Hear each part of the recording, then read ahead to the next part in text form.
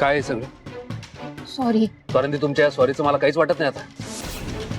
निरर्थक आणि बोथट वाटायला लागला हा शब्द. स्वानंदी, तुमच्या त्रासाला कंटाळून मी बंगल्यावर राहायला आलो. इथेही माझी पाठ सोडत नाही आहात तुम्ही. अजून किती त्रास देणार आहात? मणी सर, अहो तुम्ही खूप मोठा गैरसमज करून घेताय. ती माणसं कोण होती, कुठनं आली होती मला काहीच माहिती नाही. नाही, मला माहिती आहे मला खूप त्रास झाला.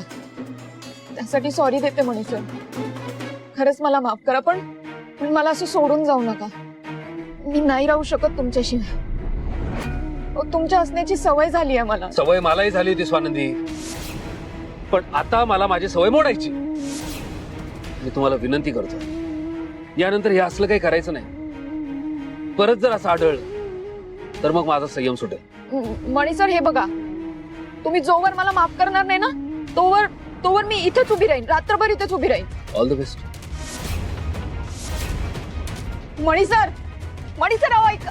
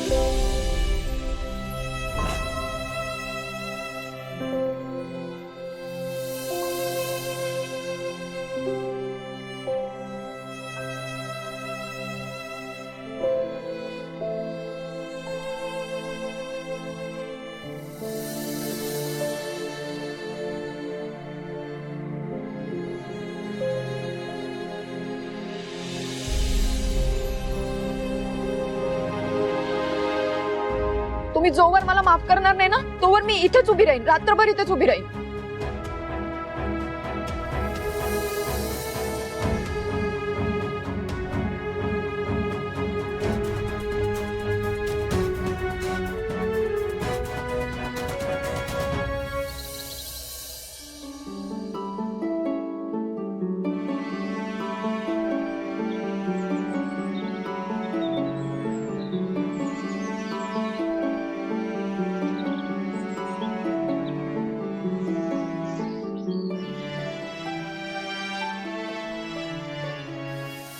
तुम्ही जोवर मला माफ करणार नाही ना तोवर मी इथेच उभी राहीन. रात्रभर इथेच उभी राहीन. नाही, इतक्या थंडीत स्वानंदी आउट हाऊसला जाऊन झोपलेही असणार आहे. मी उगाच विचार करतोय.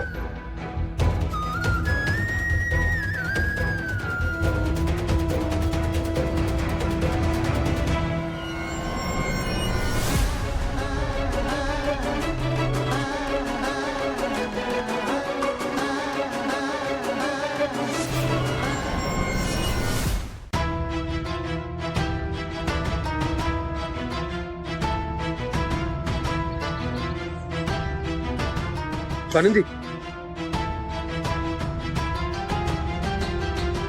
मणी सर, तुम्ही आलात. मला माहिती होतं तुम्ही येणार. मणी सर, तुम्ही माफ ठीक आहे, केलं पाणी ना. पे.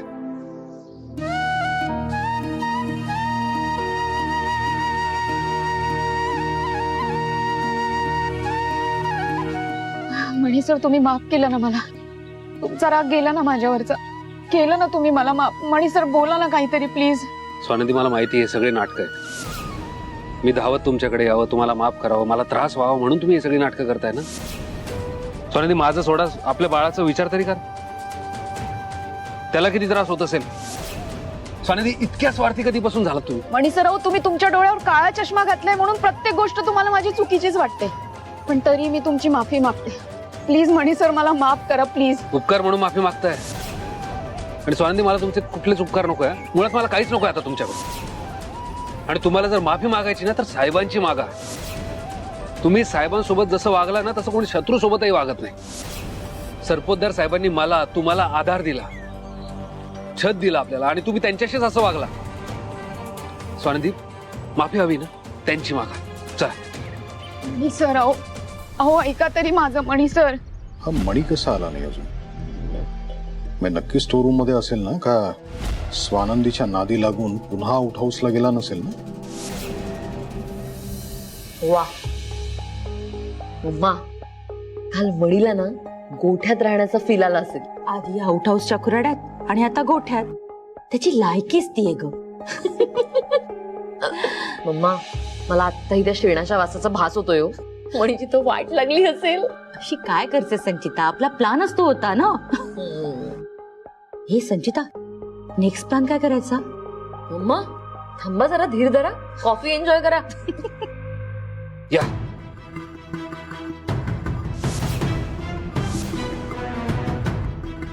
मणीचा आवाज. हो चला.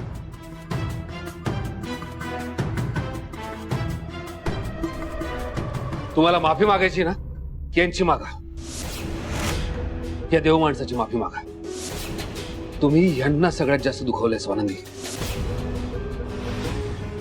तुमच्यामुळे मीडियामध्ये नको त्या बातम्या छापल्या जात आहेत, लोक हसतायत त्यांना.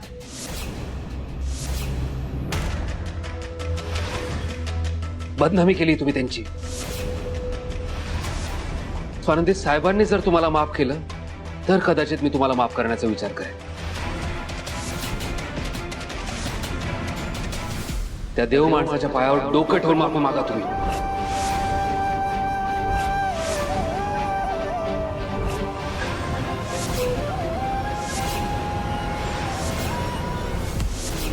स्वानंदी, मी काय म्हणतोय, माफी मागा त्यांची.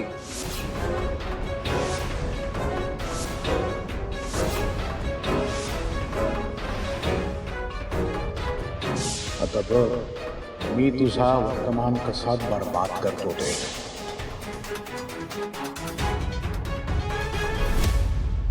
हे उत्तम झालं. मणी स्वानंदीला माफी मागायला सांगतोय आणि स्वानंदी मानी आहे, ती माफी मागणार नाही.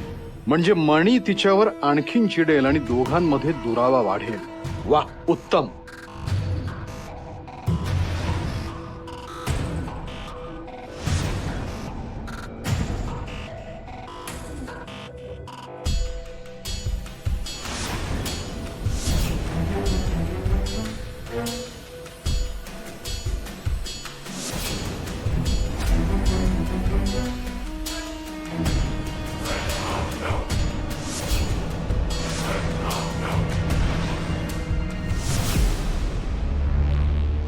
साहेब,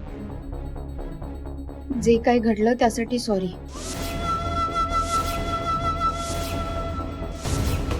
माझी चूक झाली, परत अशी चूक नाही होणार.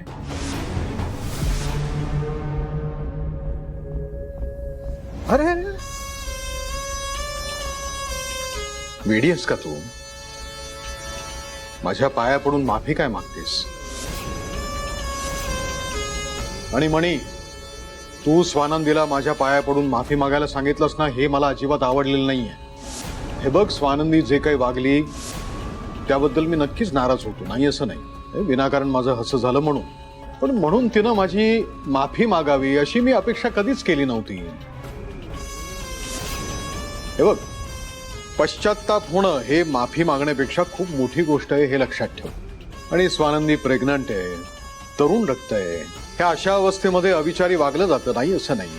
पण स्वानंदीला तिची चूक कळली ना, हे माझ्यासाठी पुरेसं आहे. अम्मा, हे काय चाललंय? डॅडने तर युटर्न घेतला. मला काही माहित नाही का. मला वाटलं स्वानंदीला माफच नाही करणार यावेळी, पण यांनी नांगीच टाकली. डॅड,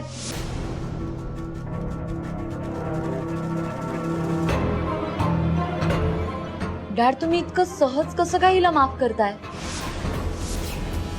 आत्ता जर तुम्ही हिला माफ केलं तर उद्या पुन्हाही तुमच्या बदनामीचे प्लॅन्स करेल. आणि तुम्हाला माहितीये ना, काही प्रूफ नसताना या स्वानंदीने सुजितवर आरोप केलेत.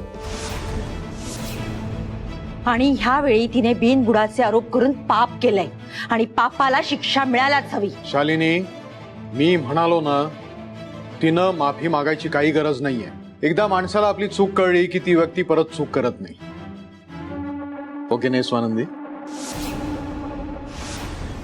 साहेब, तुमचे सगळे कार्यकर्ते तुम्हाला देव माणूस म्हणतात याचसाठी. म्हणजे बघा ना, स्वानंदीमुळे तुम्हाला किती त्रास झाला, तुमची बदनामी झाली, तरी सुद्धा तुम्ही त्यांना माफ केलं. अरे असं काय करतोस म्हणे? स्वानंदी आमची सून असली तरी सुद्धा ती आम्हाला आमच्या मुलीसारखी आहे. आणि बाप कधी आपल्या मुलीवर रागवतो का? हा, तिला समजावून माफच करतो. पण साहेब, एखाद्याचा चांगुलपणा समजण्यासाठी समोरच्या व्यक्तीचा स्वभाव पण चांगला असायला हवा. ज्याच्या मनात द्वेष आणि आकस आहे त्याला ते समजणं कठीण आहे. माझी सुनबाई खूप समजूतदार आहे म्हणे. उगाच तिला काही बोलू नको. हा,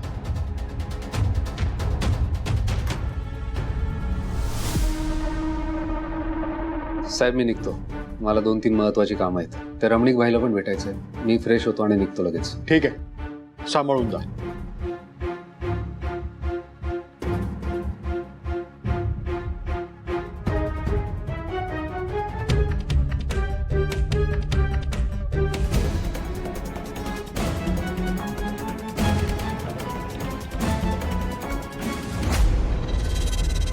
हे काय केलं तुम्ही?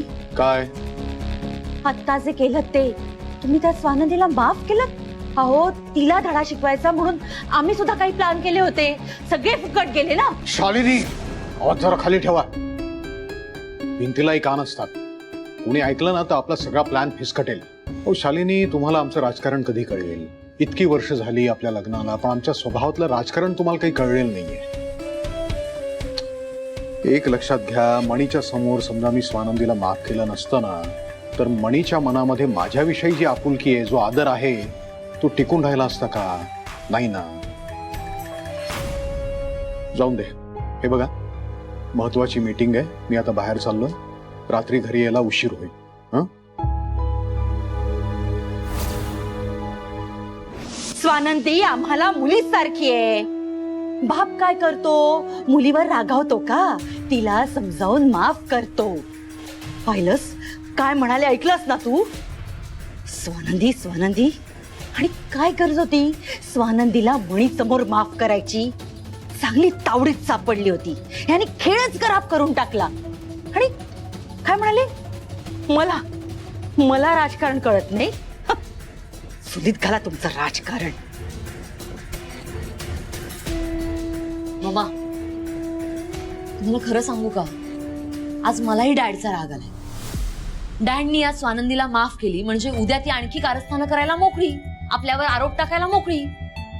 तशी आपल्यावर तिची खुन्नस आहेच. आणि सगळ्यात इम्पॉर्टंट गोष्ट म्हणजे डॅडनी माफ केलंय असं समजून स्वानंदी आणि मणी एकमेकांच्या जवळ आले तर आपल्या सगळ्या मेहनतीवर पाणी फिरेल. मामा, संचिता, माझ्या लक्षात येत आहे गे, पण याने घोळ करून ठेवला ना आज. शी बाबा, सुचतच नाहीये मला काही.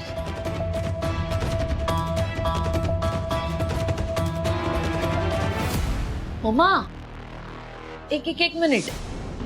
डॅड काय म्हणाले? मणीला बरं वाटावं म्हणून त्यांनी स्वानंदीला माफ केलंय. म्हणजे त्यांनी स्वानंदीला खरं खरं माफ नाही केलंय. बरोबर बोलतेस तू. मग डॅडच्या वतीने आपण स्वानंदीला त्रास देऊ शकतो. डॅड काय म्हणाले? आज त्यांना यायला लेट होणार आहे. लेट तर मणीला सुद्धा होणार आहे.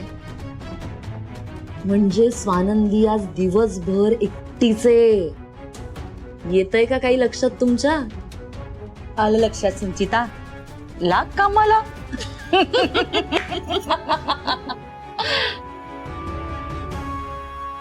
स्वानंदी, तू आज फक्त बघ तुला माझ्या तालावर कशी नाचवते.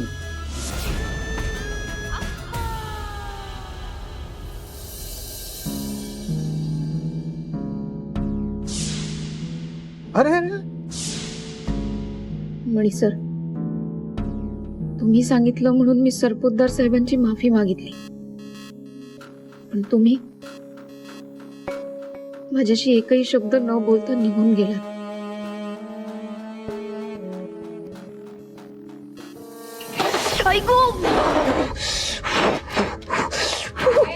नवीन? झाला का तुझा ड्रामा सुरू परत? मम्मा बघताय ना, आता हिची नवीन नाटकं सुरू झाली. संचिता मॅडम, मी ड्रामा करत नाहीये. माझ्या हाताला भाजलंय. ओ, ड्रामा नाही करत आहेस का? हाताला खरंच भाजलाय का तुझ्या? ओ अच्छा, आत्ता माझ्या लक्षात आलं. मम्मा, अहो डॅनीला माफ केलंय, पण हिने स्वतःला नाही ना माफ केलं अजून. त्याचं प्रायश्चित्त घेते ही. हे स्वानंदी, हाताला भाजून घेऊन जे पाप केलंयस त्याचं प्रायश्चित्त नाही होत. आमचं साहेबांशी बोलणं झालंय. आम्ही तुला 3 शिक्षा द्यायचं ठरवलंय. काय? काय काय काय मराठीत बोललेलं समजत नाही? हा, कानडीत सांगू?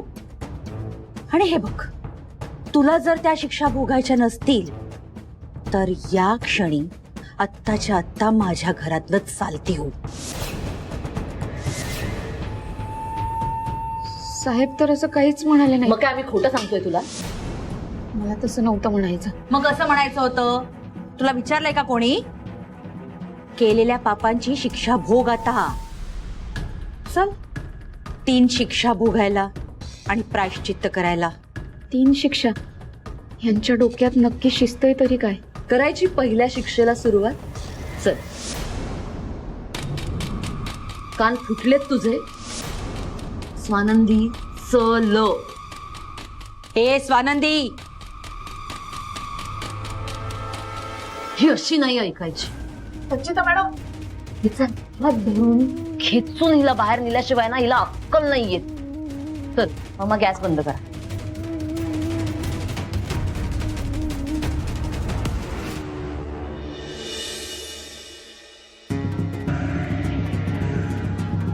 मॅडम, आज कोळसे का मागवलेत तुम्ही? नाही म्हणजे इथे निखारे कशासाठी असं विचारायचं होतं. ए, तुला काय करायचंय? तू काम करतोस त्याचा पगार मिळतो ना? मला प्रश्न नाही विचारायचे. चल जा इकडनं. Sorry madam. ए सिंड्रेलला, काय बघतेस त्या कोळशांकडे? एक्झिबिशन साठी नाही मांडलेले ते. ती शिक्षा आहे तुझी. म्हणजे म्हणजे ह्या निखाऱ्यांवरनं चालायचं हीच तुझी शिक्षा आहे. या निखाऱ्यांवरनं चालून एकदा का पाय भाजल्याने फोड आले ना की तुझ्या आयुष्यभर लक्षात राहील की आपण काय चूक केली होती. जेव्हा जेव्हा हे डाग बघशील तेव्हा तेव्हा तुझ्या लक्षात येईल आपण काय चूक केली ती परत करायची नाही. मॅडम, अहो, काय बोलताय तुम्ही? मी या निखाऱ्यावरनं चालायचं? अहो, कसं शक्य आहे ते? पाय पोळतील माझे, त्रास होईल मला. अगं, तुला मजा वाटावी यासाठी शिक्षा नाही देतो आम्ही, त्रास व्हावा ना यासाठी देतोय. नाही भोगायची शिक्षा? संचिता, हिला शिक्षा नाही भोगायची ग. मग घर सोडून निघून जा आणि मणीला कायमचं विसरून जा. मॅडम, अहो, असं काय करताय तुम्ही? तुम्हाला माहितीये माझ्या पोटात बाळ आहे. तुम्ही सुद्धा एक आई आहात. ए, तुझी आणि माझी बरोबरी नाही करायची. एक तर शिक्षा भोगायची नाही तर घरातनं चालू पड. आणि मग विचार कर त्या बाळाला कोणाचं नाव द्यायचं ते.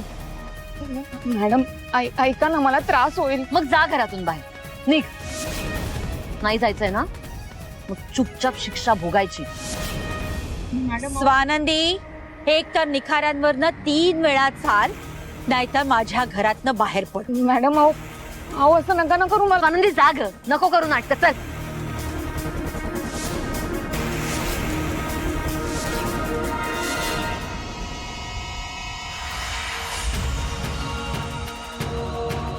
चला, करा सुरुवात.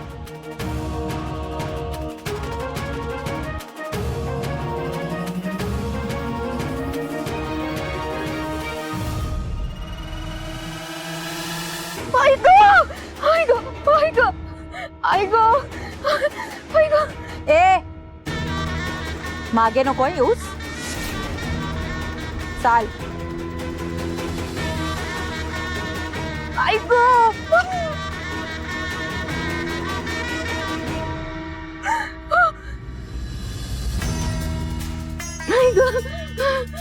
आई ग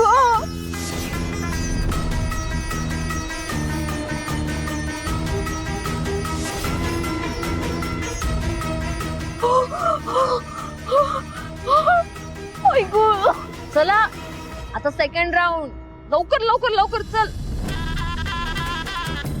आई ग व्हेरी गुड.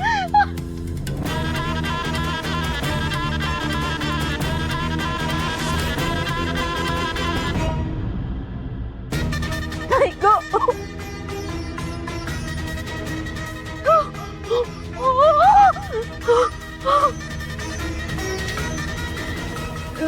संचिता मॅडम अहो अहो खूप खूप त्रास होतोय मला. अगं आम्हालाही होतो तुझा त्रास, आणि त्याचीच ही शिक्षा आहे. ती शिक्षा भोगायची. तिसरी फेरी सुरू कर.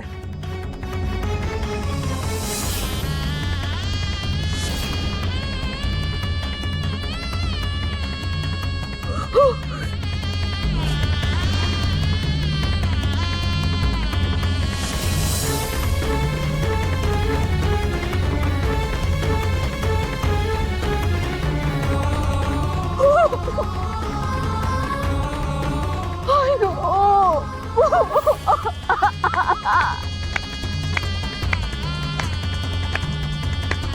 क्या बात है स्वानंदी.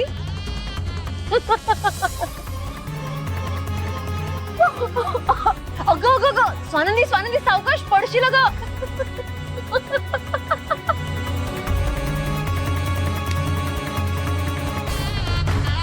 मणी, वेळोवेळी या स्वानंदीसाठी माझा अपमान केलायस ना, तर त्याचा वचपा कसा काढते मी पण खचतो.